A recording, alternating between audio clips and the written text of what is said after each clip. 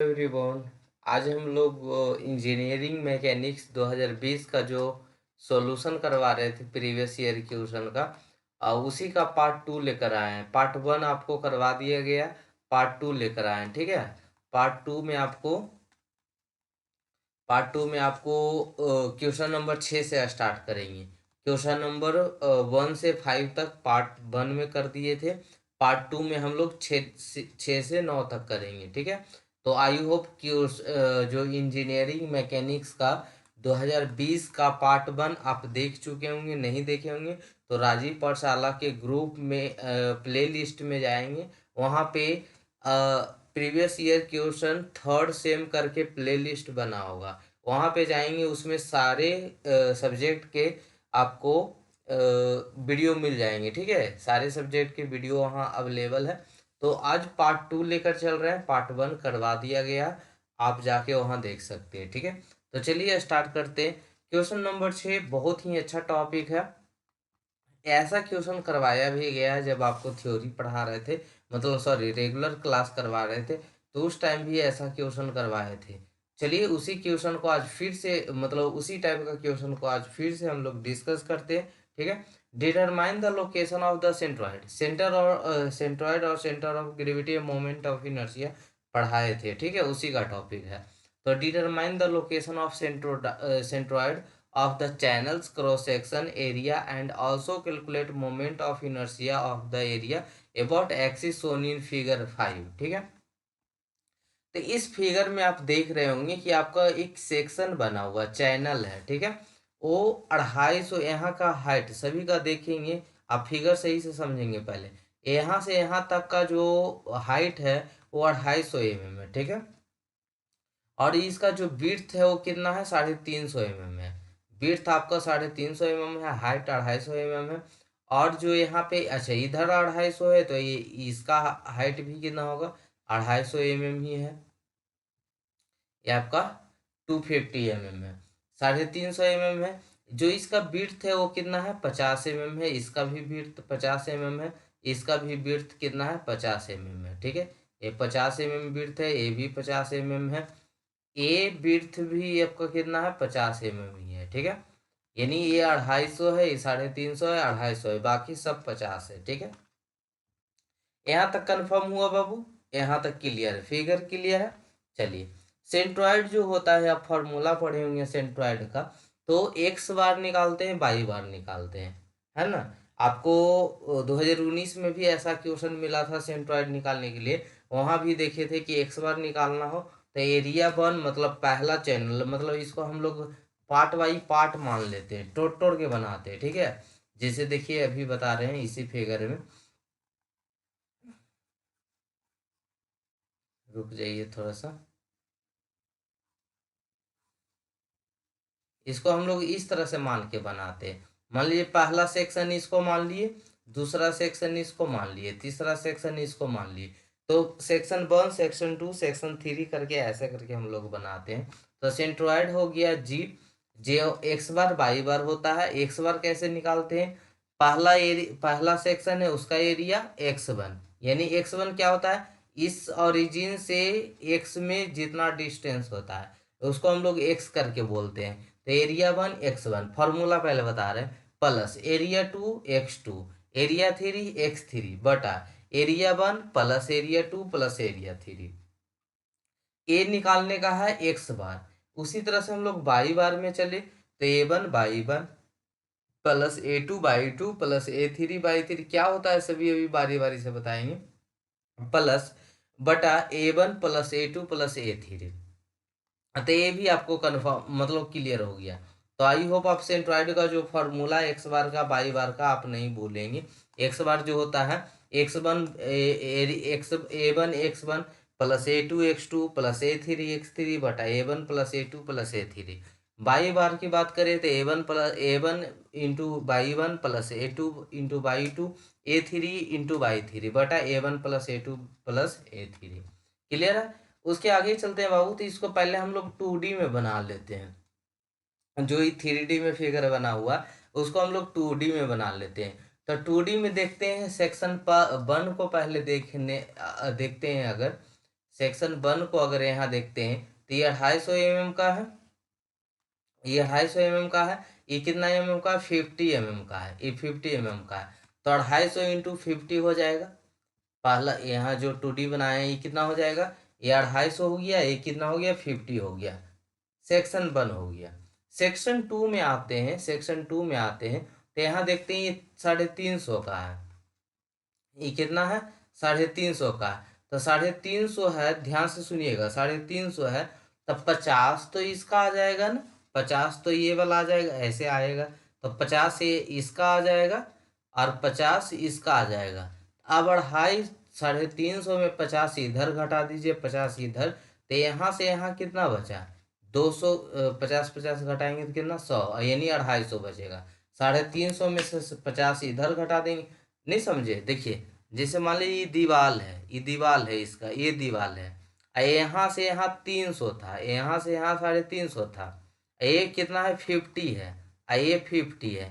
तो ये 50 हटा देंगे तो खाली यही बचेगा ना, क्योंकि सेक्शन 2 तो हम इतना ही को मान रहे हैं, इतना ही को मान रहे हैं। तो 50 इधर से घटा दीजिए, 50 इधर से, दीवाल का विड्थ घटा दीजिए, तो इस सेक्शन का कितना बचेगा? ये 2 सेक्शन का कितना बचेगा? 250 बचेगा। तो ये सेक्शन 2 कितना है? देखिए, ये 50 था ना, यहाँ यहाँ और क्लियर हो जाएगा। ये 50 है, ये 50 है, ये 50 है ना, विड्थ 50 है। यहाँ से यहाँ टोटल 350 था, ये टोटल यहाँ से यहाँ 350 था। तो 350 में 50 इधर से भी घटा दीजिए, 50 इधर से भी, तो कितना बचेगा? 100 घटा दीजिएगा तो 250 बचेगा। ठीक है।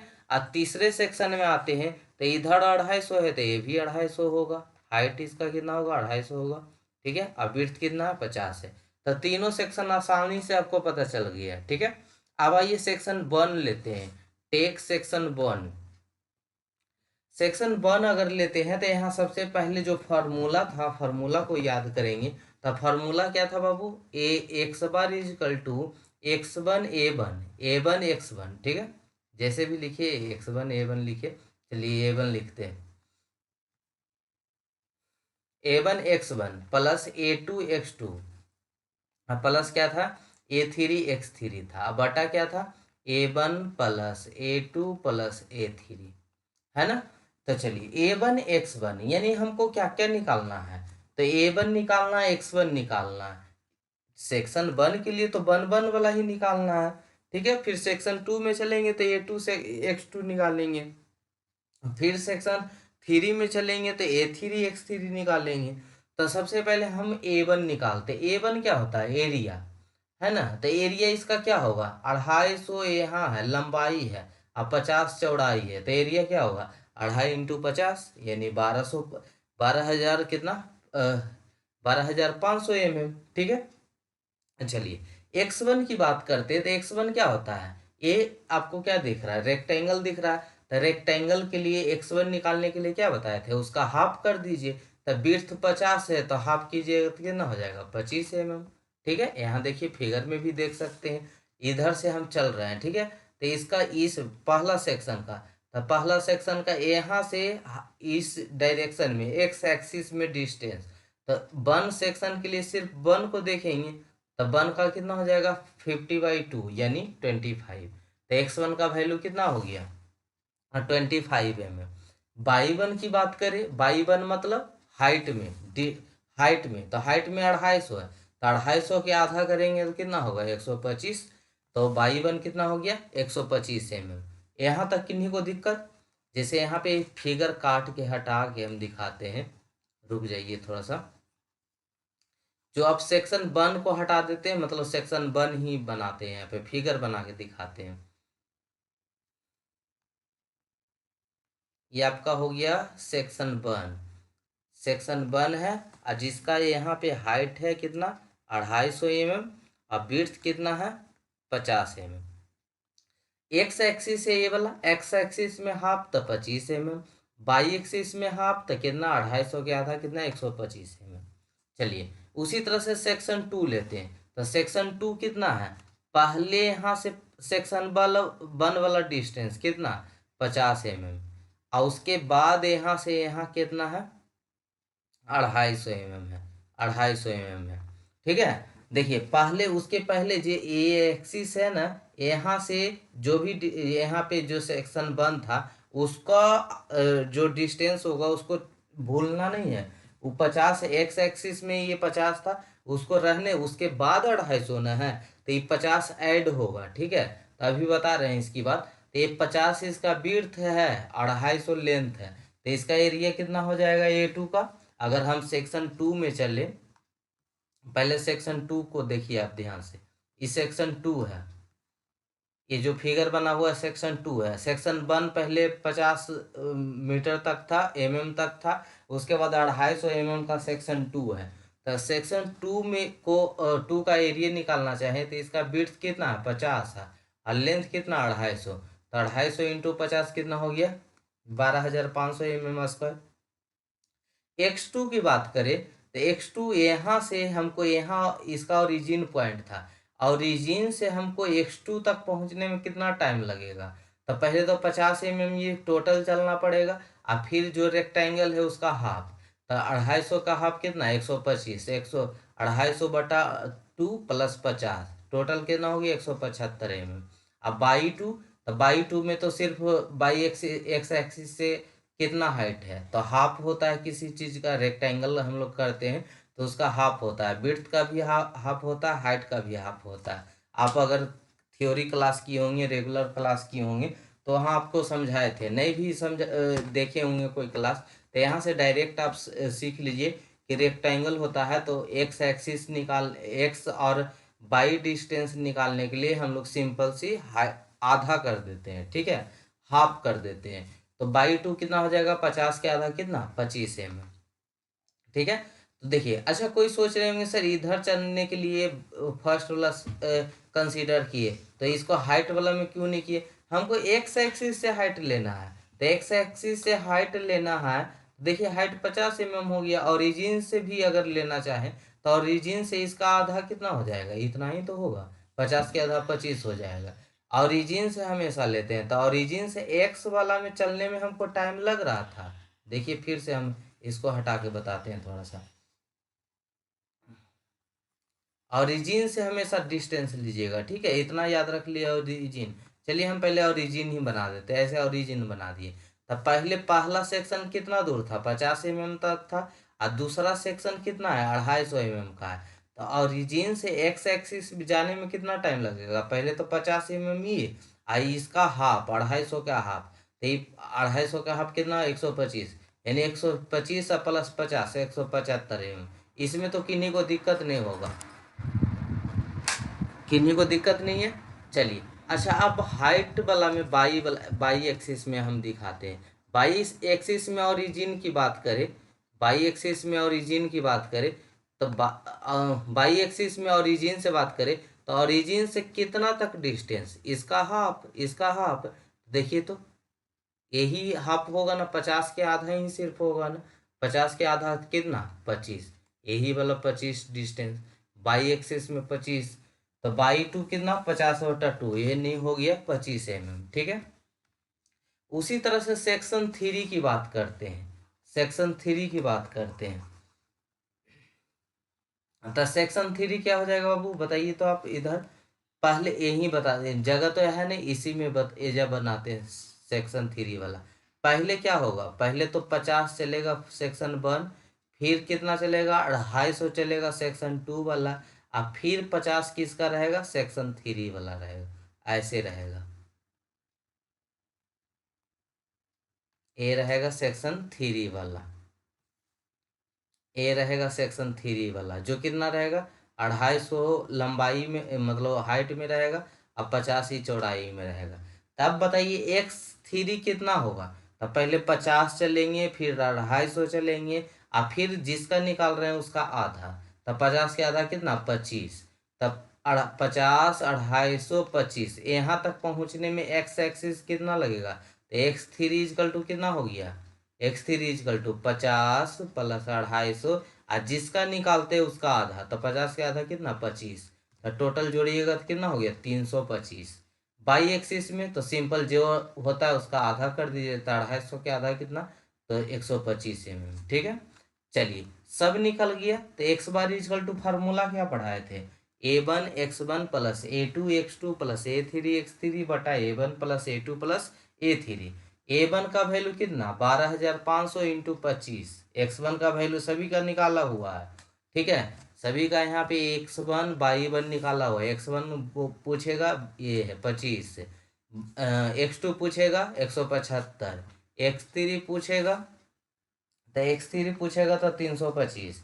तब 12,500 सबका एरिया था, ठीक है। तब 12,500 इंटू 25, 12,500 इंटू 175, 12,500 इंटू 325। अब बटा एरिया कितना है 1200, 12,500, 12,500, 12,500, ठीक है। तो ये टोटल कितना, इसको कैलकुलेशन कीजिएगा तो 175 mm आएगा।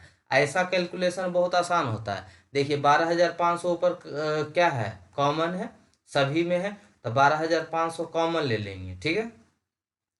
बचेगा कितना 25 प्लस 75 प्लस 325। और नीचे जोड़ेंगे तो कितना 3 गो के, तो 3 गुने 1250 हो जाएगा, 12,500 हो जाएगी। एक कैंसिल आउट हो गया। अब ई टोटल जोड़ के 3 से भागा दीजिए, ज़्यादा कैलकुलेटर के भी ज़रूरत नहीं। तो 175 mm। उसी तरह से बाई एक्सिस में, तो बाई में क्या था 12 A1 A2 A3 बटा A1 plus A2 plus A3, ये है, ठीक है, बाई नहीं ए है। तो अब A1 12,500 इंटू 125, बाई 1 का वैल्यू दिया हुआ था, मतलब निकाले थे। बाई 2 का वैल्यू 25 निकाले थे, बाई 3 का वैल्यू 125 निकाले थे। तो 12,500 into 125 plus 12,500 into 25 plus 12,500 into 125 बटा 12,500 प्लस 12,500 प्लस 12,500 आ जाएगा। इसका आंसर कितना 91.66 mm। तो ये तो सेंट्रॉयड निकला। अभी तक जो हम लोग निकाले एक्स बार वाई बार, ये सिर्फ सेंट्रॉयड बोला। अब क्वेश्चन में बोला था साथ में मोमेंट ऑफ इनर्शिया भी निकालने के लिए। तो सेंट्रॉयड आपका क्या क्या आ गया, पहले सेंट्रॉयड की बात करेंगे। तो एक्स बार और वाई बार, यही दोनों आपका सेंट्रॉयड होता है। तो एक्स बार आ गया 175 और वाई बार आ गया 91.66 mm, ठीक है। अच्छा, सेंट्रॉयड कैसे हम लोग, सॉरी, मोमेंट ऑफ इनर्शिया कैसे निकालते हैं।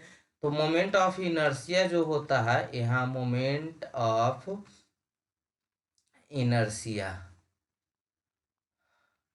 मोमेंट ऑफ इनर्शिया जो होता है, तो I axis equal to I axis one. X one मतलब सेक्शन 1 का मोमेंट ऑफ इनर्शिया, सेक्शन 2 का मोमेंट ऑफ इनर्शिया, सेक्शन 3 का मोमेंट ऑफ इनर्शिया। अच्छा, सेक्शन 1 के मोमेंट ऑफ इनर्शिया निकालने के लिए आपको फॉर्मूला पीछे दिए थे, सेंट्रॉयडल एक्सिस के about moment of inertia plus area 1 into height जो भी H1 का स्क्वायर, प्लस सेक्शन 2 के लिए IC2 मतलब सेंट्रॉयड एक्सिस के अबाउट जो मोमेंट ऑफ इनर्शिया होगा, प्लस A2 इंटू H2 का स्क्वायर। तीसरे के लिए सेंट्रॉयड IC3 का मतलब सेंट्रॉयडल एक्सिस के about moment of inertia plus area into H3 का होल स्क्वायर। अब कैसे निकालेंगे, अभी जस्ट आपको समझा रहे हैं, बहुत ही आसानी से समझाएंगे। तो सेंट्रॉयडल के अबाउट मोमेंट ऑफ इनर्शिया कितना होता है, रेक्टेंगल के लिए पढ़ाए, सारा कुछ पढ़ाया हुआ है ये वाला, ठीक है। BDQ पढ़ाए थे, याद है, BDQ बटा 12 याद आया होगा। सेंट्रॉयडल एक्सिस के अबाउट रेक्टेंगल हो तो उसका मोमेंट ऑफ इनर्शिया क्या होता है, BDQ बटा 12 होता है, प्लस एरिया 1 इंटू H1 का होल स्क्वायर। उसी तरह से सेंट्रॉयडल, सब तो रेक्टेंगल ही है, इसमें दूसर रहता ना, चैनल जैसे था, इसमें 3 चैनल है, तीनों क्या है, रेक्टेंगल मिलके बना हुआ है। जो आपका ये बना हुआ फिगर है जो दिया हुआ है, सब के सब तीनों के तीनों रेक्टेंगल है, तो तीनों के लिए तो फार्मूला सेम ही होगा। अगर ये दूसर रहता, जैसे ये रहता, तो इसका क्या होता था, मतलब ट्रायंगल रहता था, BH3/36, एक होता है BH3/12 होता है, तो इसका यूज करते, लेकिन इसका यूज नहीं करेंगे हम लोग, रेक्टेंगल है तो रेक्टेंगल का यूज करेंगे, तो तीनों का फार्मूला सेम ही होगा। कहाँ गया, तो ये क्या हो जाएगा BDQ/12 plus area 1 into H1 का स्क्वायर। IC2 ये भी रेक्टेंगल ही है, तो इसका भी BDQ/12 हो जाए। अगर यही I2 मतलब दूसरा जो सेक्शन लिए वो ट्रायंगल रहता, तो ट्रायंगल रहता था BHQ/36 यूज कर लेते, ठीक है। अगर मान लीजिए कि सर्कल रहता, तो उसका फॉर्मूला यूज कर लेते। तो जो रहता जो तो ये सब तीनों रेक्टेंगल है, तो बी डी क्यू बटा 12, बी डी क्यू बटा 12। हाँ, चेंज कौन होगा? बी का वैल्यू, डी का वैल्यू, क्योंकि इसी में इसमें बी का वैल्यू कुछ और होगा, उसमें बी का वैल्यू कुछ और होगा, और उसमें बी का वैल्यू कुछ और होगा। अगर सेम रहेगा तो सेम पुट करेंगे। एरिया वन आपको मालूम है, एच वन आपको निकालना है, और एच टू निकालना है, एच थ्री निकालना है ना। तो चलिए आप बारी बारी से निकालते हैं सबका। बी डी क्यू बटा 12, पहला सेक्शन देखते हैं तो बी कितना है। पहला सेक्शन देखते हैं तो बी कितना है। देखिए सब आपके पास लिखा होगा, कहीं कुछ है नहीं जो एक्स्ट्रा लिख दिए, ठीक है। बी का वैल्यू देखिए कितना है, तो बी का वैल्यू देख रहे होंगे तो यहाँ 50 है, और बी डी का वैल्यू कितना है, 250 है। तो क्या हो जाएगा यहाँ पे देखिए तो, 50 इंटू 250 का आपका सेंट्रोइडल एक्सिस के अबाउट मोमेंट ऑफ इनर्शिया था, बी डी क्यू बटा 12, ए वन एच वन का स्क्वायर, बी डी क्यू बटा 12, A two h two square, plus b d cube बटा 12, ए थ्री एच थ्री का square.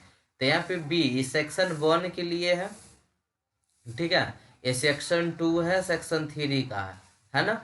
तो आइए देखते हैं सबको बारी बारी से। तो ये हो गया कितना, बी का वैल्यू इसमें सेक्शन वन में कितना है, तो बी का वैल्यू यहाँ पे 50 है, और डी का वैल्यू कितना है, 250 है। तो कितना हो जाएगा, 50 इंटू 250, डी का होल क्यू है, तो मतलब डी का होल क्यू होगा तो 50 इंटू 250 का होल क्यू बटा 12, प्लस एरिया, एरिया कितना है, लेंथ, विड्थ गुने लेंथ होता है, ये लेंथ इंटू विड्थ, तो विड्थ इंटू लेंथ हो गया। अब आया एच का स्क्वायर, एच का मतलब क्या है, हाइट।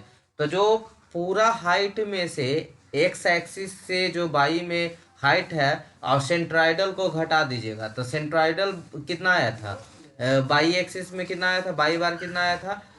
अच्छा, किन्हीं को कंफ्यूजन ऐसा ना हो जाए कि एक्स एक्सिस में ले रहे हैं तो बाई बार क्यों ले रहे हैं, क्योंकि अगर हम एक्स एक्सिस से लेंगे तो मेरा ये जो सेंट्राइडल एक्सिस होगा, हम एक्स एक्सिस के अबाउट ले रहे हैं, तो सेंट्राइडल एक्सिस क्या होगा, बाई एक्सिस को ही तो काट रहा है, तो बाई बार वाला ही लेंगे। तो बाई बार कितना था, 91.66, ठीक है। तो सेक्शन वन का बाई वन कितना है, सेक्शन वन का बाई वन आपको देखे होंगे, निकाले होंगे, तो 250 बटा 2 निकाले होंगे, यानी 125, ठीक है। तो 125 में से जो होता है, मतलब एच वन जो होता है, एच वन का जो वैल्यू होता है, एक टोटल सिस्टम का सेंट्रॉइडल एक्सिस है, टोटल सिस्टम का सेंट्रॉइड मतलब बाई बार, ठीक है। और पार्टिकुलर, पार्टिकुलर मतलब बाई वन, अगर बाई वन को ले रहे हैं तो बाई वन, बाई टू को ले रहे हैं तो बाई टू, बाई थ्री को ले रहे हैं तो बाई थ्री, ठीक है। उससे हम घटाते हैं, तो यहाँ पे क्या हो जाएगा, बाई वन माइनस बाई बार, ठीक है। अगर हम एच टू में निकालेंगे तो बताइए, तो बाई टू जो होगा, यानी 50/2, यहाँ जो बाई टू कितना है, 50 है, तो 50/2 माइनस बाई बार। अगर आप एच थ्री निकाल रहे हैं तो बाई थ्री माइनस बाई बार, ठीक है। तो मतलब पूरा समझिएगा क्या होता है एच वन। एच वन जो होता है वो डिस्टेंस होता है किसका, सेंट्राइडल एक्सिस का, और जिस एक्सिस सेंट्रोइडल एक्सिस का टोटल सिस्टम का, टोटल सिस्टम क्या निकला था, बाई बार एक्स बार, वही उसका सेंट्रोइडल एक्सिस था, बाई बार और एक्स बार। ध्यान से सुनिएगा, बाई बार और एक्स बार, ठीक है। अच्छा, बाई बार एक्स बार ये पूरा सिस्टम का था, और जिसका निकालना चाह रहे हैं वो क्या था, बाई वन था, बाई टू था, और क्या था, बाई थ्री था। तो एच वन जो होता है फर्स्ट का निकाल रहे हैं तो by one minus y bar, H two दूसरा सिस्टम का निकाल रहे हैं तो दूसरा चैनल का निकाल रहे हैं तो बाई टू माइनस बाई बार, और एच थ्री निकाल रहे हैं तो बाई थ्री माइनस बाई बार, यही होता है फार्मूला, ठीक है। तो 125 माइनस, देखिए बाई वन का वैल्यू कितना है 125, और बाई बार का वैल्यू कितना 91.66। तो 125 में से 91.66 घटाइएगा तो कितना आएगा, 33.33 आएगा, 34 आएगा। तो 33.34 का होल स्क्वायर। उसी तरह से सेक्शन टू में आते हैं, तो सेक्शन टू वाला इधर लिखा गया है। तो सेक्शन टू वाला कितना है, बिड्थ, तो बिड्थ है 250। सेक्शन टू वाला देखिएगा तो बिड्थ है कितना 250, और इसका डेप्थ कितना है 50 है, डेप्थ कितना है 50 है, ठीक है। तो डेप्थ का होल क्यों होता है, तो सेक्शन टू में देखेंगे, मतलब थ्री बीच में लिखा गया, टू इधर हो गया, तो 250 इंटू 50 का स्क्वायर, 250 इसका लेंथ था और विड्थ कितना था, डेप्थ कितना था, 50 था। तो 50 का होल स्क्वायर बटा 12, क्योंकि होता है BDQ बटा 12। तो विड्थ इसका 250 है। सेक्शन 2 का कितना था, विड्थ 250 था और डेप्थ कितना था, डेप्थ 50 था। तो 50 का होल क्यूब बटा 12, 250 इंटू 50 इसका एरिया हो गया H3 देखेंगे तो H3 यानी बाई 3 माइनस बाई बार। तो बाई 3 का वैल्यू कितना है, तो बाई 3 भी 125 है। तो 125 में से 91.66 घटाएंगे तो कितना आ जाएगा, वही कहाँ गया, 125 में से 91 नहीं, वो सेकेंड वाला ही, बाई 3 बाई 2 को ना देख रहे थे, सॉरी। बाई 2 का कितना है, 25 है। बाई 2 का कितना है, 25 है। अब बाई, इसमें बाई बार घटाएंगे, y 2 minus y bar, y 2 minus y bar. तो बाई 2 का वैल्यू 25 और माइनस बाई बार का वैल्यू 91.66। तो इसका वैल्यू कितना आएगा घटाएंगे तो आ जाएगा 66.64 का होल स्क्वायर। ठीक है, तो ये बाई 2 का हो गया, मैंने मतलब चैनल 2 का हो गया। अब चैनल 3 में आते हैं। तो चैनल 3 क्या है, इस तरह से था। ये विड्थ था कितना 50 और डेप्थ था कितना 250। तो 50 इंटू 250 का होल स्क्वायर। तो चैनल 3 का देखिएगा 50 इंटू 250 का होल स्क्वायर बटा 12 प्लस 50 गुने 250 क्या हो गया, इसका एरिया हो गया। 50 गुने 250 एरिया 250 जीरो है ये। तब 50 गुने 250 हो गया इंटू। अब आते हैं H3 का मान निकालते हैं। तो H3 मतलब क्या, बाई 3 माइनस बाई बार। तो बाई 3 का वैल्यू कितना है, तो बाई 3 का वैल्यू देखेंगे 125 है। तो 125 माइनस 91.66 करेंगे तो आंसर आएगा 33.34। ठीक है, तो वो उसका होल स्क्वायर। मतलब बहुत ही आसान है। एक बार अगर आप कंफ्यूज कर गए होंगे तो एक बार फिर से बताना चाहेंगे, रुक जाइए थोड़ा सा।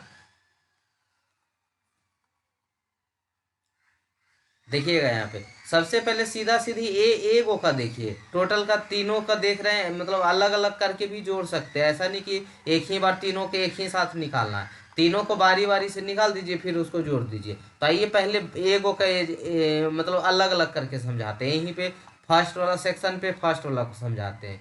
तो अगर हम IX1 निकालना चाहते हैं, ध्यान से समझिए, IX1 निकालना चाहते हैं तो BDQ बटा 12 और प्लस एरिया 1 इंटू H1 का होल स्क्वायर। बी, पहला सेक्शन किस तरह से ऐसे था, पहला सेक्शन इधर बना रहे देखिए। पहला सेक्शन का जो हाइट था, डेप्थ था वो 250 था, विड्थ कितना था 50। तो BDQ बता, बी की वैल्यू कितना है 50 और डी का वैल्यू कितना है 250 का होल क्यूब बटा 12 प्लस एरिया 1 कितना है 50 into 250, 50 into 250 upper into into H1 का मतलब अभी बता रहे थे बाई 1 माइनस बाई बार। तो बाई 1 का वैल्यू कितना 125 और बाई बार का वैल्यू कितना आया था, हम पीछे निकाल यहाँ पे निकाल चुके हैं। बाई बार का वैल्यू 91.66 mm, 91.66 mm। तो यहाँ पे हम घटाएंगे 125 माइनस 91.66 तो कितना आ जाएगा, इसका वैल्यू आ जाएगा 33.34 का होल स्क्वायर। इसका कैलकुलेशन कीजिए जो आंसर आएगा, प्लस प्लस दूसरा का उसी तरह से कैलकुलेशन कीजिए। तो दूसरा भी कैलकुलेट करके दिखा देते हैं यहाँ पे, एक सेकेंड। दूसरा चैनल कैसा था, दूसरा चैनल इस टाइप का था, ये इधर बनाते हैं। दूसरा चैनल कैसा था, इस टाइप का था। ठीक है, इस ऐसे था दूसरा चैनल, जिसका विड्थ क्या था 50 था और लेंथ कितना था 250 था। तो लेंथ यानी ये विड्थ है और डेप्थ कितना है 50 है, इसी को तो डेप्थ बोलेंगे, यही तो डेप्थ है, डेप्थ है ये। तो डेप्थ 50 है और विड्थ कितना 250 है। तो इसका फॉर्मूला क्या हो जाएगा, फॉर्मूला तो सबका सेम ही होता है। तो IX2 का जो होगा वो क्या होगा फॉर्मूला, BDQ बटा 12 आप प्लस क्या एरिया 2 इंटू H2 का होल स्क्वायर। बी का वैल्यू कितना 250 और डेप्थ का वैल्यू कितना 50 का होल क्यूब बटा 12 प्लस एरिया 2 का वैल्यू कितना, एरिया 2 का वैल्यू कितना 50 इंटू 250, 50 इंटू 250। H2 का वैल्यू कौन सा, तो H2 यानी क्या बाई 2 माइनस बाई बार। तो यानी 25 माइनस कितना 91.66 का होल स्क्वायर, यही जो आंसर आएगा। ठीक है, उसी तरह से तीसरा पे आते हैं। तीसरा वाला में क्या करना है, तीसरा वाला कैसा बनेगा, तो तीसरा वाला फिगर कैसा था, इस टाइप से फिगर था। ए आपका हो गया 50, ए हो गया 250, तो बी डी क्यू बटा 12, बी डी क्यू बटा 12 प्लस एरिया 3 × H3, ठीक है, H3 का होल स्क्वायर। तो ए वाला बी डी क्यू बटा 12, बी का वैल्यू कितना 50 और डी का वैल्यू कितना 250 का होल क्यू बटा 12 प्लस एरिया 3 कितना है, एरिया 3 50 × 250 हो जाएगा, और H3 का वैल्यू कितना 22 माइनस 22 तो 22 का वैल्यू कितना है 125 है, और 22 का वैल्यू कितना है 91.66 का होल स्क्वायर। तो इसका जो वैल्यू आएगा तीनों को जोड़ दीजिएगा तो ये हो जाएगा आपका IXX हो जाएगा। उसी तरह से अगर आप बाई बार में निकालना चाहते हैं, IXX हो गया, देखिए यहाँ पे जो मोमेंट ऑफ इनर्शिया हुआ अबाउट द एक्स एक्सिस, उसी तरह से अगर हम बाई एक्सिस पे निकालना चाहें तो इसका फॉर्मूला क्या बन जाएगा, ये बना हुआ नहीं है, सिमिलरली इसी तरह से आप निकाल सकते हैं। ठीक है, लेकिन हम यहाँ पे आपको निकालने के लिए बता देते हैं, सिखा देते हैं। ठीक है, तो IXX के अबाउट निकला हुआ है, अगर आपको आई बाई के अबाउट निकालना है तो क्या करना है, I/1 plus I/2 plus I/3, ठीक है, ये निकालना पड़ेगा। अच्छा, I11 का फॉर्मूला क्या हो जाएगा, तो यहाँ पे dB/12 हो जाएगा, dB/12 प्लस एरिया 1 × H1 का होल स्क्वायर, प्लस उल्टा हो जाएगा dB/12 हो जाएगा, और प्लस A2H2 का होल स्क्वायर हो जाएगा। वहाँ BD/12 होता था, B × D का होल क्यूब। ठीक है, तो यहाँ पे क्या हो जाएगा dB/12, तो dB/12 एरिया 3 × H3 का होल स्क्वायर। ठीक है, I/बाई के लिए तो dB/12 जो फिगर, जैसे फर्स्ट फिगर को हम लेना चाहते, फर्स्ट फिगर को लेना चाहते तो ये क्या हो गया 50 और 250 था, तो इसमें आप dB/12 करेंगे तो 250 × 50 का होल क्यू होगा बटा 12, एरिया तो वही हो जाएगा 250 × 50, 250 × 50। अब H1 की बात रहा तो बाई एक्सिस पे ले रहे हैं तो x वाला हाइट, यानी x1 minus x bar, x1 minus x bar का whole square, x1 minus x bar का होल स्क्वायर। तो x1 कितना था, x बार पहले देख लीजिए, x बार कितना है, x बार 175 है, एक सेकेंड, x बार कितना है 175 mm है, इसको मिटा देते हैं थोड़ा सा, x बार कितना है 175 है, x1 देखिए x1 कितना है, तो x1 है आपका 25 है, तो मतलब 25 माइनस 175 का होल स्क्वायर, अगर माइनस में है तो कोई दिक्कत नहीं, स्क्वायर है तो प्लस ही बन जाएगा। ठीक है, तो 25 में से 75 गया यानी 150 का होल स्क्वायर। ठीक है, तो इस तरह से पुट करके बना लीजिएगा। तो ये पहला सेक्शन का कितना हो जाएगा 250 × 50 का होल क्यू बटा 12 प्लस 250 × 50, और x1 का वैल्यू कितना था 25, x बार का वैल्यू कितना 175। तो x बार तो हमेशा सेम ही रहेगा, बस x2 के लिए x2 माइनस x बार हो जाएगा, x3 के लिए x3 माइनस x बार हो जाएगा। ठीक है, और dB/12 होगा, जो भी डेप्थ है चैनल 2 के लिए देखिए, ये 250 था, ये क्या था 50 था, तो dB/12 यानी 50 × b का होल क्यू यानी 250 का होल क्यू बटा 12। ठीक है, तो ये सब रेगुलर क्लास में आपको पढ़ाए थे। ठीक है, तो आई होप समझ में आया होगा। तीनों को जोड़ दीजिएगा, I/1, I/2, I/3 निकाल के और तीनों को जोड़ दीजिएगा तो वो I/बाई का हो जाएगा। ठीक है, यानी IXX के अबाउट मोमेंट ऑफ इनर्शिया कौन हो जाएगा XX1, XX2 और IXX3। ठीक है, अगर हम I/बाई के अबाउट निकालना चाहें तो I/1, I/2 और I/3। कन्फ्यूजन आपको कहाँ हो सकता है, इसमें फॉर्मूला यूज करेंगे सेंट्रोइडल वाला BD/12, यहाँ पे यूज करेंगे dB/12। ठीक है, यहाँ पे जो H1 होगा वो क्या होगा बाई 1 माइनस बाई बार होगा H1, और H2 कहें तो by two minus y bar, H3 कहें तो बाई थ्री माइनस बाई बार। उसी तरह से अगर हम यहाँ बाई वाला में कहें तो x1 माइनस एक्स बार। अब बाई x2, अगर हम H2 की बात करें तो x2 माइनस एक्स बार। अगर हम H3 के कहें तो x3 माइनस एक्स बार। तो इस तरह से हम लोग निकालते हैं आई एक्स एक्स और आई बाई बाई। कोई दिक्कत? चलिए, उसके बाद 7वां नंबर क्वेश्चन है, what is virtual work, explain the principle of virtual work for particle. तो ये आपको 2019 वाला में भी करवा दिए हैं, ठीक है, लेकिन फिर भी एक बार ऊपर ओवरव्यू कर देते हैं। जो वर्चुअल वर्क था, वो वर्चुअल वर्क क्या था आपका कि consider a system of particles in equilibrium. जो आप पहले बेसिक है उसको बता देते, फिर वहाँ डायरेक्ट आपको समझा देंगे। तो consider a system of particle in equilibrium, the net force on the every particle must be zero. किसी भी बॉडी को इक्विलिब्रियम में रखने के लिए आप क्या करते हैं, वहाँ पे टोटल फोर्स जो होता है वो जीरो के बराबर, मतलब सॉरी, नेट फोर्स जो होता है जीरो के बराबर होता है। जैसे मान लीजिए कोई पार्टिकल्स है, ठीक है, ये कोई बॉडी है, तो इस पे एक फोर्स लगा रहे हैं आप 5 न्यूटन का, इस पे इधर से फोर्स लगा रहे हैं 5 न्यूटन का।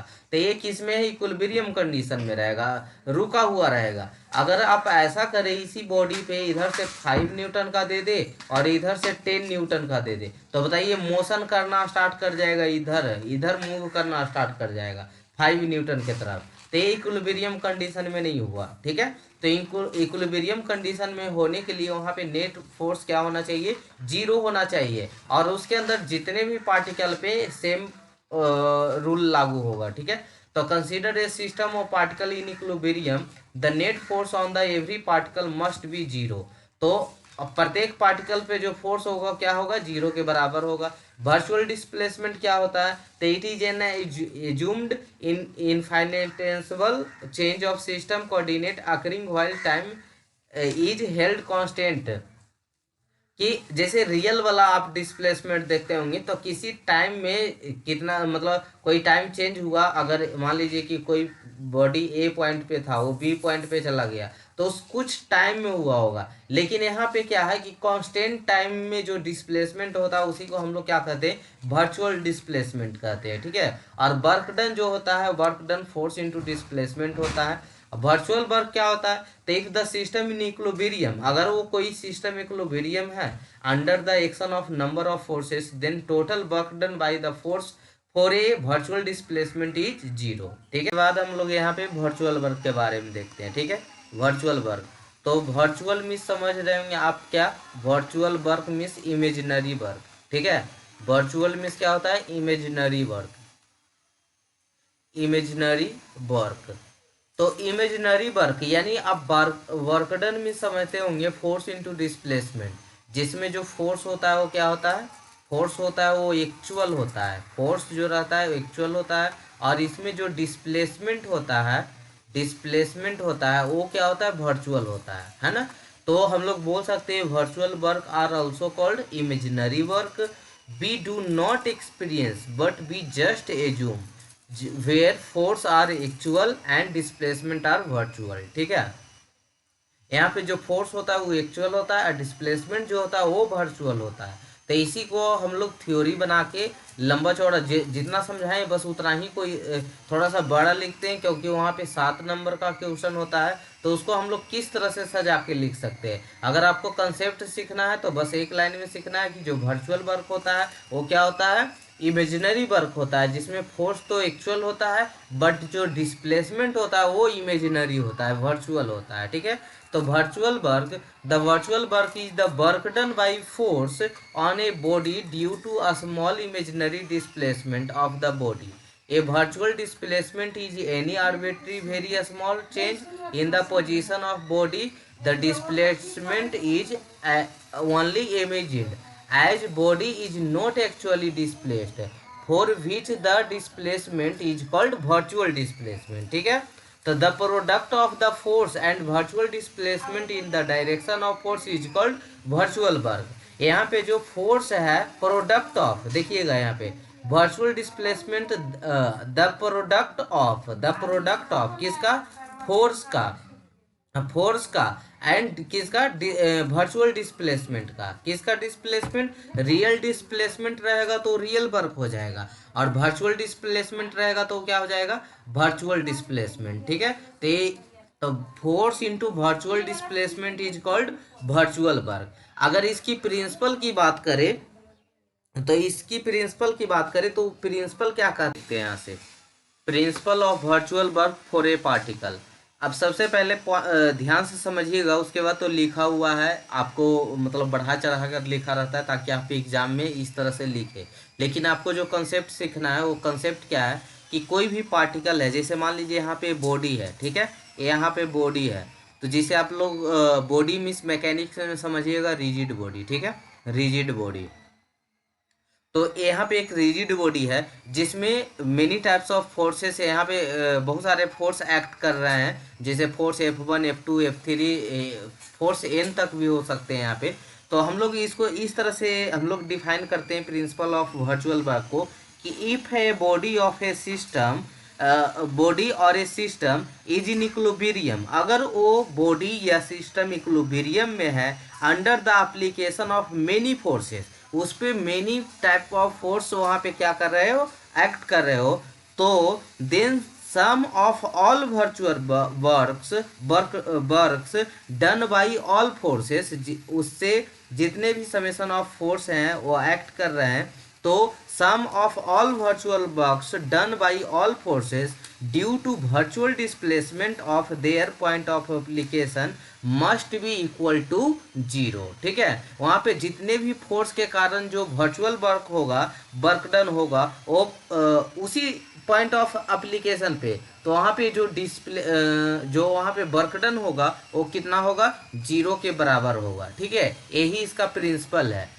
तो देखिए, अगर आप शॉर्ट में इसका एप्लीकेशन जैसे 2 नंबर में भी आ जाता है कभी कभी लिखने के लिए, तो हम अब ये तो आएगा जब 7 नंबर में आएगा तब लिखना है, जब 2 नंबर में भी आता है ऑब्जेक्टिव टाइप का तो उस टाइम लिखना है प्रिंसिपल ऑफ वर्चुअल। आ सकता है, बहुत ही इंपॉर्टेंट क्वेश्चन है। तो यहाँ पे एक लाइन में इसको डिफाइन कर देते हैं, आप लोग भी नोट कर लेंगे। इफ ए बॉडी और ए सिस्टम नोट कर लेंगे पीडीएफ में, ठीक है, कॉपी में कहीं नोट कर लेंगे। Is in equilibrium under the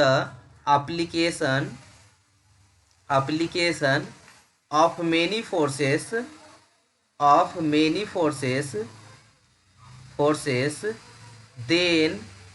then sum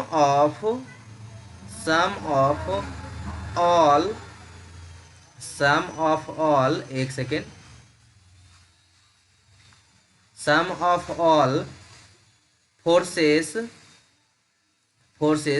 due to virtual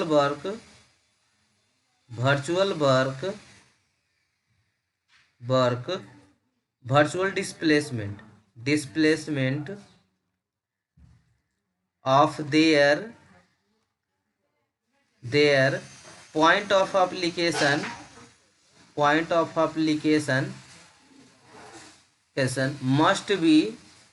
must be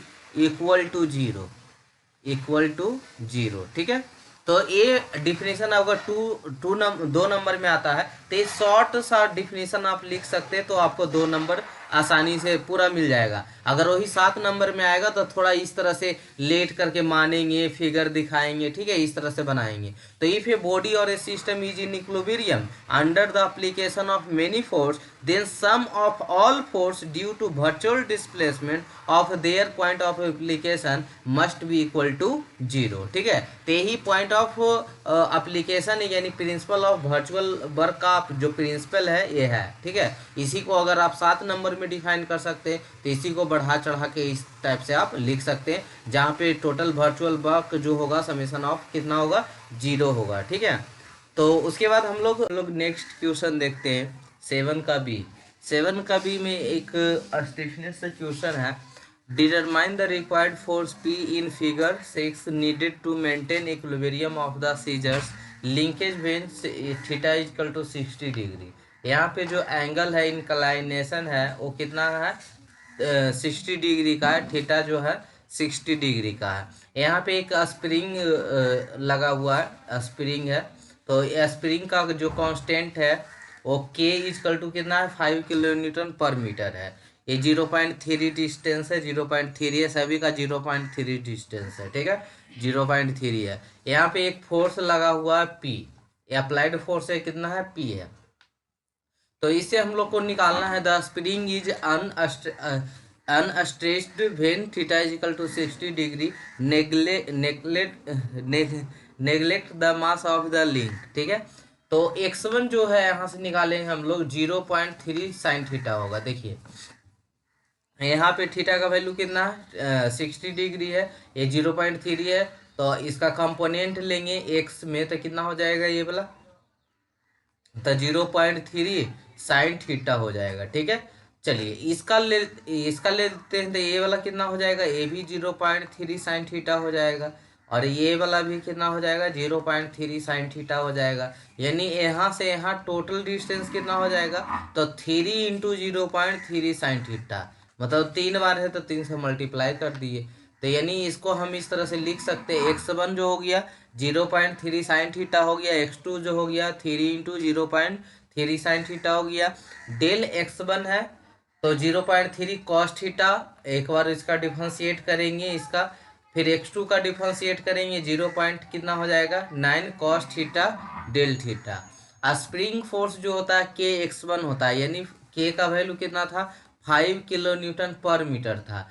तो 5 इंटू 0.3 साइन थीटा, उसका यहाँ पे डायग्राम बनाया गया है। तो कितना है ये वाला, जो ए डिस्टेंस है यहाँ से यहाँ तक, ए से बी का डिस्टेंस, और बी से ई का डिस्टेंस है, ई से डी का डिस्टेंस। तो ए बी डिस्टेंस कितना है, 0.3 साइन थीटा। हम अगर एक्स एक्सिस पे इसका कंपोनेंट ले रहे हैं तो, और ये कितना हो गया, 3, ए भी 0.3 साइन थीटा है, ए भी 0.3 साइन थीटा है। तो टोटल कितना होगा, 3 इंटू 0.3 साइन थीटा। तो by the principle of virtual work, total work done कितना होगा, 0 के बराबर होगा। तो k x1 del x1 plus P x into del x2 equal to 0। K x1 का वैल्यू 5, x1 का value 0.3 sine theta, del x1 का value 0.3 cos theta del theta. देखिए सारा गिवन डाटा यहाँ पे लिखा हुआ है, यहाँ गिवन डाटा है सब, मतलब जो माने हैं, x1 का वैल्यू, x2 का वैल्यू, डेल x1 का वैल्यू, डेल x2 का वैल्यू, सभी वैल्यू को पुट कीजिए, आंसर आ जाएगा, ठीक है। बहुत ही सिंपल क्वेश्चन था, इसमें ज़्यादा कुछ बताने वाली बात नहीं है। डेल x1 का वैल्यू कितना हो गया, 0.3 cos del theta plus P into 0, और डेल x2 का वैल्यू 0.9 कॉस डेल थीटा, ठीक है, इजकल टू 0। यहाँ से कुछ कॉमन आ जाएंगे, 0.3 sine theta cos theta common ले लेते हैं, ठीक है, 0.3 कॉस थीटा कॉमन लेंगे, तो 0.3 cos theta del theta common लेंगे, तो यहाँ क्या बचेगा, 5 इंटू 0.3 साइन थीटा प्लस, इससे 0.9 से 0.3 निकल गया, तब बचा कितना, 0.3 कॉस थीटा डेल थीटा निकल गया, बचा पी इजकल टू 0। तो यहाँ पे कैलकुलेशन थोड़ा सा मिस्टेक हो गया है, 0.3 कॉस थीटा डेल थीटा, 5 या 15 है, 45 लिखा गया है, 15 साइन थीटा प्लस 0.3 पी, ये गुना में तो उधर भागा में, तो 0 के भागा में कुछ भी वो 0 हो गया, यानी प्लस में तो उधर माइनस में, ठीक है। ये 45 के जगह 15 कर लीजिएगा, ठीक है, 15 ऐसे 1.5 होगा, 1.5 साइन थीटा और माइनस 1.5 साइन थीटा। तो P इजकल टू कितना हो जाएगा, -1.5 साइन थीटा इजकल टू 0.3। इसका हम कैलकुलेशन किए थे, दोबारा देख रहे थे, तो इसका आंसर डायरेक्ट बता देते हैं। P इजकल टू आ रहा था, साइन थीटा का वैल्यू कितना, 60 डिग्री, ते हो जाएगा 1.5/3 साइन थीटा माइनस में, और थीटा का वैल्यू कितना, थीटा का वैल्यू कितना है बाबू, साइन थीटा का वैल्यू 60 डिग्री है, तो इसका वैल्यू आ जाएगा 4.33 न्यूटन, पी का वैल्यू आ गया, यही निकालना था, ठीक है। अब हम लोग 9 का क्वेश्चन देख रहे हैं, ठीक है, 9 क्वेश्चन में 9A 9B है, ठीक है। तो वैसे 9B सबसे पहले पढ़ना चाहिए, क्योंकि वहाँ फार्मूला डिराइव हुआ है, वही फार्मूला यहाँ यूज हुआ है। तो एक छोटा सा फार्मूला है जो यहाँ बता देते, बाकी जो फार्मूला कहाँ से आया 9B में देखेंगे, है ना। पहले आपको यहाँ पे क्वेश्चन करवा देते हैं इसका, और वो फार्मूला जो अभी यूज करेंगे वो फार्मूला को हम लोग डेराइव है 9B में, ठीक है। जिसे अभी देख लीजिए, जैसे ये फार्मूला हम लोग यूज करने वाले हैं। ओमेगा एन जो होता है नेचुरल सर्कुलर फ्रीक्वेंसी होता है, नेचुरल सर्कुलर फ्रीक्वेंसी होता है, जो के अपॉन एम होता है। तो देखिए यही 9B में हम लोग क्या किए, ड्राइव करके यहाँ पे लिखेंगे, ठीक है। दिखा देते हैं आपको। देखिए नेचुरल फ्रीक्वेंसी जो है, natural circular frequency omega n equal to k upon under root k upon m है, ठीक है। स्प्रिंग कांस्टेंट के होता है और मास एम है। तो उसी को हम लोग 9B में डिराइव करेंगे। तो इसी का यूज करके एक क्वेश्चन दिया हुआ है, न्यूमेरिकल है, जिसको आपको क्या करना है, बनाना है। तो आइए 9 के को देखते हैं। When a 3 kg collar is placed upon the pan which is attached to the spring of a non-constant, the additional static deflection of pan is observed to be 40 mm shown in figure। और determine क्या करना है, determine the spring constant के। तो ये क्या है, यहाँ पे स्प्रिंग मास सिस्टम है, यहाँ पे लगा हुआ स्प्रिंग मास सिस्टम है, जो के है यहाँ पे, के क्या कहलाता है, स्प्रिंग कांस्टेंट कहलाता है। ये जो 40 mm क्या हुआ है, डिस्प्लेस्ड हुआ है यहाँ से। अगर 3 kg का कोई मास का एक कॉलर है यानी ब्लॉक है जो लगा हुआ है, तो ये जो स्प्रिंग है कितना डिस्प्लेस्ड किया है, 40 mm किया है। कितना किया है, 40 mm। तो डिफ्लेक्शन इसका कितना हो गया, 40 mm हो गया। मास 3 kg हो गया। और क्या निकालने बोला है आपको, स्प्रिंग कांस्टेंट के निकालने बोला है। तो आप आसानी से बना सकते हैं उस फॉर्मूला का यूज करके जो अभी डेराइव करने वाले हैं। स्टैटिक डिफ्लेक्शन कितना है बाबू, 40 mm है। और then natural frequency of spring mass system, जो फार्मूला होता है वो अभी डेराइव करेंगे, वो कितना होता है, omega n equal to under root k upon m. और इसको हम लोग जी अपॉन डेल्टा से भी, डिफ्लेक्शन से भी इस फॉर्मूला को डिराइव करते लिखते हैं। तो ये दोनों जब इक्वल है तो अंडर रूट से अंडर रूट क्या हो गया, कैंसिल आउट हो गया। तो जी upon delta is equal to k upon M. Cross multiplication करेंगे तो एम जी इजकल टू क्या हो जाएगा, के इंटू डेल्टा। अब एम का वैल्यू बाहर बाहर माना करो तो एम का वैल्यू कितना हो गया, अगर यहाँ से हमको के का वैल्यू निकालना है तो के का वैल्यू क्या हो जाएगा, एम जी अपॉन डेल्टा। क्या हो जाएगा, एम जी अपॉन डेल्टा। के का वैल्यू हो जाएगा m g upon delta. M का वैल्यू कितना था, 3 kg, जी 9.81, और डेल्टा कितना था, एम में था। तो उसको हम लोग क्या करेंगे, मीटर में कन्वर्ट कर देंगे। तो डेल्टा का वैल्यू जो था, डेल का वैल्यू जो था 40 mm था, उसको हम लोग किस में कन्वर्ट कर देंगे, मीटर में। तो 40 × 10⁻³ ठीक है, मीटर हो जाएगा। तो इसका जो वैल्यू होगा, के स्प्रिंग कांस्टेंट कितना आ गया, 335.75 न्यूटन पर मीटर। तो यही कितना आसान क्वेश्चन था।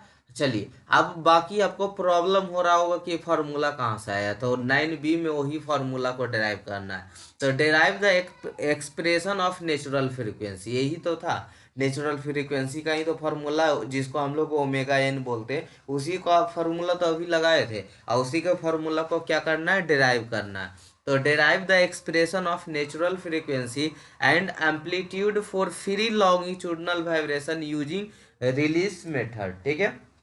रिलीज मेथड क्या है, आप पढ़े होंगे या बताए थे कि law of conservation of energy क्या होता है।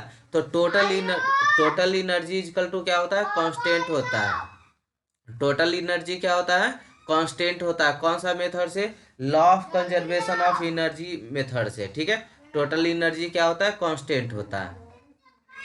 टोटल एनर्जी क्या होता है, कांस्टेंट होता है। तो रिलेस मेथड में हम लोग क्या देखते हैं कि टोटल एनर्जी जो मीन पोजीशन का है, यहाँ देखिए एक स्प्रिंग मास सिस्टम है, एक स्प्रिंग मास सिस्टम लगा हुआ है, जिसका जो अगर आप स्प्रिंग कांस्टेंट के है तो एक डिस्प्लेस्ड होके कितना हो जाएगा, कुछ यहाँ पे डिस्प्लेसमेंट होगा जिसको हम लोग बोल रहे हैं एक्स, कुछ डिस्प्लेसमेंट होगा जिसको बोल रहे हैं एक्स है। यहाँ पे एक बार डिफरेंशिएट कर देंगे, एक्स के पावर यहाँ पे डॉट है, ठीक है। मतलब एक बार क्या हो गया, वेलोसिटी, दो बार अगर हम डिफरेंशिएट कर देंगे, आप अपने कॉपी में डॉट दे दीजिएगा। सिंगल डॉट मतलब वेलोसिटी, डबल डॉट मतलब एक्सेलरेशन, और एक से है मतलब क्या है, डिस्प्लेसमेंट है। तो एक से डिस्प्लेसमेंट होगा, स्प्रिंग मास सिस्टम में कुछ डिस्प्लेसमेंट आया है, तो ये क्या है, आपका मीन पोजीशन है। ये आपका क्या था, मीन पोजीशन। ध्यान से देखते जाइएगा, ठीक है, बहुत ही आसान टॉपिक, कभी नहीं पढ़े फिर भी समझ में आ जाएगा। मीन पोजीशन खाली आप ध्यान से देखिए। मीन पोजीशन ये क्या है, डिस्प्लेस्ड पोजीशन है, ठीक है, ये डिस्प्लेस्ड होने के बाद जो पोजीशन है, तो ये आपका मीन पोजीशन हो गया, ये डिस्प्लेस्ड पोजीशन हो गया। अब कुछ यहाँ पे डिस्प्लेसमेंट है जो क्या है, एक्स है, ठीक है। अच्छा, टोटल इनर्जी मेथड जो आप law of conservation of energy में पढ़े होंगे या नहीं पढ़े तो अभी सुनिए कि टोटल एनर्जी कितना होता है, कांस्टेंट होता है। अब ऐसा सुने होंगे ना कि एनर्जी कभी खत्म या डिस्ट्रॉय या गेन नहीं होता है, बस एक फॉर्म से दूसरे फॉर्म में क्या होता है, कन्वर्ट होते रहता है। तो टोटल एनर्जी क्या होता है, कांस्टेंट होता है। टोटल एनर्जी मीन पोजीशन का और टोटल एनर्जी एक्सट्रीम पोजीशन का क्या रहेगा, सेम ही रहेगा। डिस्प्लेस्ड होने के पहले और डिस्प्लेस्ड होने के बाद एनर्जी खत्म हो जाएगा, नहीं, क्या रहेगा, सेम ही रहेगा, बराबर ही रहेगा। वो भले एक एक फॉर्म से दूसरे फॉर्म में क्या हुआ, कन्वर्ट होता है। तो टोटल एनर्जी मीन पोजीशन का equal to total position of extreme position का, दोनों क्या होगा, सेम होगा। अच्छा, टोटल एनर्जी होता क्या है, kinetic energy plus potential energy, kinetic energy plus potential energy. तो ये हो गया kinetic energy plus potential energy mean position का। और K2 प्लस PE2 क्या है, टोटल एनर्जी एक्सट्रीम पोजीशन का। तो इसको हम लिख सकते हैं KE1 प्लस PE1 यानी काइनेटिक एनर्जी 1 यानी मीन पोजीशन का, पोटेंशियल एनर्जी मीन पोजीशन का, काइनेटिक एनर्जी 2 मतलब एक्सट्रीम पोजीशन का, पोटेंशियल एनर्जी 2 मतलब एक्सट्रीम पोजीशन का। अच्छा, आप ऐसा जानते होंगे या नहीं जानते हो तो अभी सुनिए कि एट मीन पोजीशन पे काइनेटिक एनर्जी मैक्सिमम होता है और पोटेंशियल एनर्जी जीरो होता है। मीन पोजीशन में काइनेटिक एनर्जी मैक्सिमम होता है और पोटेंशियल एनर्जी जीरो होता है। बट वही अगर हम एक्सट्रीम पोजीशन में जाए तो वहाँ पोटेंशियल एनर्जी मैक्सिमम होता है, काइनेटिक एनर्जी क्या होता है, जीरो होता है, ठीक है। इतना तक क्लियर है। तो उतना तक क्लियर है तो यहाँ से देख रहे होंगे कि जब यहाँ से पोटेंशियल मीन पोजीशन पे, ये मीन पोजीशन का है, ये मीन पोजीशन का है, ये क्या था, एक्सट्रीम पोजीशन का है, एक्सट्रीम पोजीशन का है। तो मीन पोजीशन में जो आपका था पोटेंशियल एनर्जी जीरो था, सिर्फ क्या बचा, काइनेटिक एनर्जी। और एक्सट्रीम पोजीशन में काइनेटिक एनर्जी जीरो था सिर्फ क्या बचा, पोटेंशियल एनर्जी। यानी टोटल फॉर्मेशन किस में हो गया, पोटेंशियल एनर्जी में, और इधर टोटल एनर्जी किस में कन्वर्ट हो गया, काइनेटिक एनर्जी में। तो अभी दोनों मैक्सिमम है ना। अभी यहाँ क्या था, मीन पोजीशन में मैक्सिमम होता है काइनेटिक एनर्जी और पोटेंशियल एनर्जी जीरो, तो ये भी मैक्सिमम। इधर क्या था, काइनेटिक एनर्जी जीरो होता है, पोटेंशियल एनर्जी क्या होता है, मैक्सिमम होता है। तो मीन पोजीशन पे, एक्सट्रीम पोजीशन पे। अच्छा, उसके यहाँ तक क्लियर होगा तो बस अब समझ में आ जाएगा, अब कोई दिक्कत नहीं हुआ, ठीक है। Assume the motion excited by vibration to be SHM, then क्या होता है, जो इक्वेशन होता है, x is equal to capital x है यहाँ पे, ठीक है, अपने कॉपी में कर लीजिएगा, दोनों लग रहा है स्मॉल एक्स ही, तो ये कैपिटल एक्स है। तो ये x is equal to x sine omega n t, जहाँ पे ये x क्या है, तो डिस्प्लेसमेंट जो हुआ था बॉडी का, तो displacement of the body from the mean position after t second, mean position से जो t सेकेंड में जो डिस्प्लेसमेंट हुआ था वो क्या है, x है, जो अभी पीछे दिखाए भी थे। और कैपिटल x क्या, maximum displacement from mean position to extreme position, जो मैक्सिमम डिस्प्लेसमेंट उसमें हो सकता है। इक्वेशन 2 को अगर हम डिफरेंशिएट करें, क्योंकि x क्या है, ये डिस्प्लेसमेंट है, तो डिस्प्लेसमेंट को अगर आप एक बार डिफरेंशिएट कर देंगे तो वेलोसिटी हो जाएगा, क्योंकि हम लोग काइनेटिक एनर्जी जानते हैं ½ mv², यानी वहाँ हमको वेलोसिटी की ज़रूरत है, ½ mv²। तो आपको डिस्प्लेसमेंट ये दिया हुआ है ना, x इजकल टू क्या दिया हुआ है, x equal to capital x sine omega n t, जो आपका क्या दिया हुआ है, डिस्प्लेसमेंट दिया हुआ है। तो हम वेलोसिटी लाने के लिए एक बार क्या कर देंगे, डिफरेंशिएट कर देंगे। तो डिफरेंशिएट करेंगे तो क्या हो जाएगा, एक कैपिटल एक्स बाहर साइन ओमेगा एन टी का क्या हो जाएगा, कॉस ओमेगा एन टी, और ओमेगा एन क्या हो जाएगा, गुना हो जाएगा। ठीक है, तो यहाँ क्या हो जाएगा, ओमेगा एन, यानी ओमेगा एन को क्या बोलते हैं, नेचुरल फ्रीक्वेंसी बोलते हैं, नेचुरल सर्कुलर फ्रीक्वेंसी बोलते हैं। Omega n into x cos omega n t. अच्छा, टी पे जीरो, जब टी जीरो हो, मतलब मैक्सिमम कब होगा वेलोसिटी, जब उसका यहाँ पे ले रहा है जो मैक्सिमम वेलोसिटी है वो टी इजकल टू जीरो पर ले रहा है, तो टी जीरो यानी कॉस जीरो का वैल्यू कितना होता है, 1। तो यानी मैक्सिमम वेलोसिटी कितना आ रहा है, ओमेगा एन इंटू एक्स। कितना आ रहा है, ओमेगा एन इंटू एक्स। तो maximum kinetic energy at mean position क्या होता है, फॉर्मूला काइनेटिक एनर्जी का हाफ एम वी स्क्वायर। तो हाफ एम वी स्क्वायर में भी का वैल्यू कितना है, एक्स डॉट का वैल्यू कितना था, ओमेगा एन। ठीक है, ओमेगा एन इंटू एक्स था ना, कैपिटल एक्स वाला कि स्मॉल एक्स वाला था, एक सेकेंड रुक जाइए। हाँ, कैपिटल एक्स वाला है ना, कैपिटल एक्स वाला, कैपिटल एक्स है ये। ठीक है, कैपिटल एक्स है, कर लीजिएगा जहाँ पे मतलब छूट गया। कैपिटल एक्स मतलब दोनों एक ही जैसा लिखा गया, जल्दी जल्दी में लिख रहे होंगे तो ये कैपिटल एक्स वाला है। ठीक है, x dot is equal to capital x cos omega n t into cos t into omega n. ठीक है, तो ये कैपिटल एक्स था।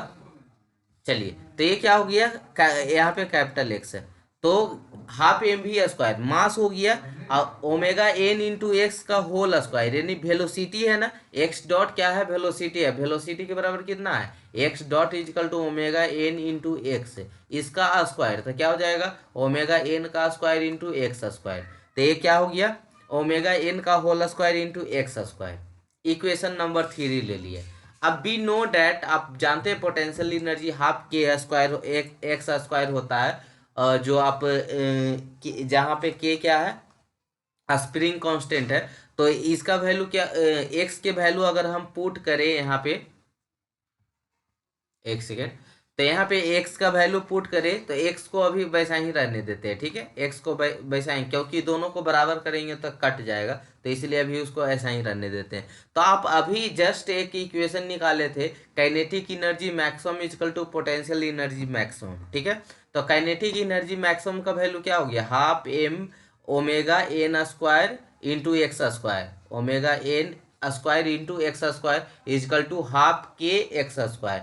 तो एक्स स्क्वायर से एक्स स्क्वायर कैंसिल आउट हो गया, 1/2 से 1/2 कैंसिल आउट हो गया, तो बचा क्या, omega n square equal to mass n गुना में, तक के इधर क्या हो जाएगा, भागा में, तो omega n square equal to k बटा एम, तो ओमेगा एन इजकल टू क्या हो जाएगा, under root k upon m. ठीक है, तो ओमेगा एन का वैल्यू यानी क्या था, नेचुरल सर्कुलर फ्रीक्वेंसी है, तो फ्रीक्वेंसी को हम लोग 2πf में लिखते हैं। ठीक है, तो 2πfn, ओमेगा एन था तो यहाँ पे f n equal to under root k upon m, n से एफ एन निकालना चाहे तो क्या हो जाएगा, 1/2f, ओमेगा इजकल टू लिखते हैं 2πf। ठीक है, तो वही है एफ एन यहाँ पे कर दिए, तो एफ एन इजकल टू क्या हो जाएगा, 1/2 under root f k upon m. तो अगर natural circular frequency omega n पूछे तो यहाँ पे क्या हो जाएगा, under root k upon m. अगर एफ एन में पूछे तो 1/2 under root k upon m. ठीक है, तो आप किसी में भी बता सकते हैं। तो आपको अभी जो पीछे यूज हुआ यही omega n equal to under root k upon m था। ठीक है, तो आई होप समझ में आया होगा क्वेश्चन। ठीक है, तो आज का ये सेशन आपका समाप्त होता है 2020 का क्वेश्चन। ठीक है, अब हम लोग 2021 का क्वेश्चन लेकर आएंगे। ठीक है, जहाँ पे आपको सॉल्यूशन करवाया जाएगा 2021 का, तो 3 साल का हो जाएगा, उसी तरह से हर एक सब्जेक्ट का करवा देंगे। ठीक है, तो थैंक यू सो मच यहाँ तक बने रहने के लिए। मिलते हैं हम लोग नेक्स्ट एपिसोड में, जहाँ पे 2020 वाला क्वेश्चन को करवाएंगे। ठीक, 2021 वाला को, 20 वाला को अभी खत्म करवा दिए। ठीक है, तो चलिए।